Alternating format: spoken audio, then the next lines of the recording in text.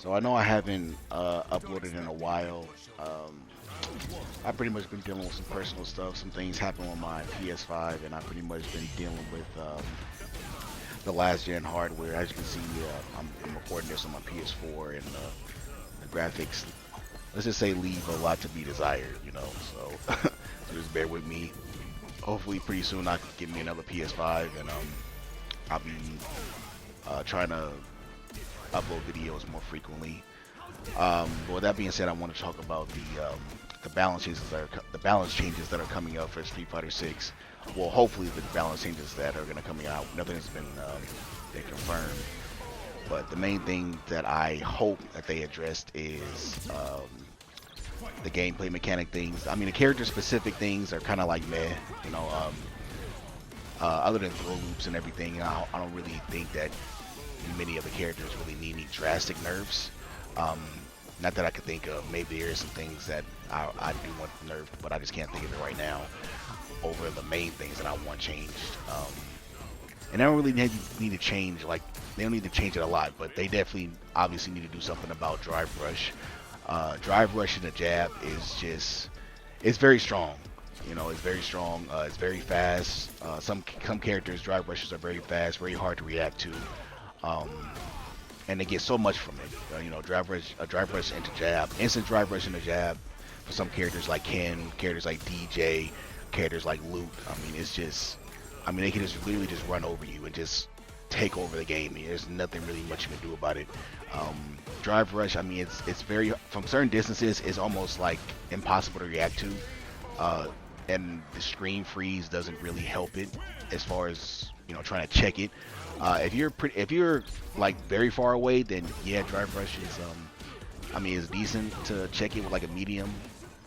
But from, let's just say, like just outside Flizzy's range, yeah, I mean, drive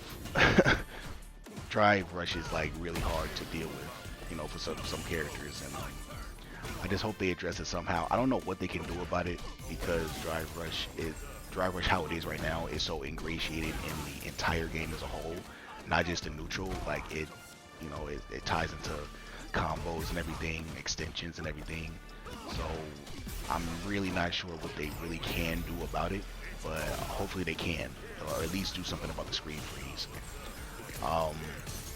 Another thing is drive impact. Now, I know people are gonna probably say, "Well, oh, you complained about drive impact. That's like week 2 stuff. Like, just drive impact on reaction, drive impact them back." I mean, maybe I am a scrub, because I'm nowhere near like I'm nowhere near as cracked as like the pros are. I'm nowhere near like a pro level.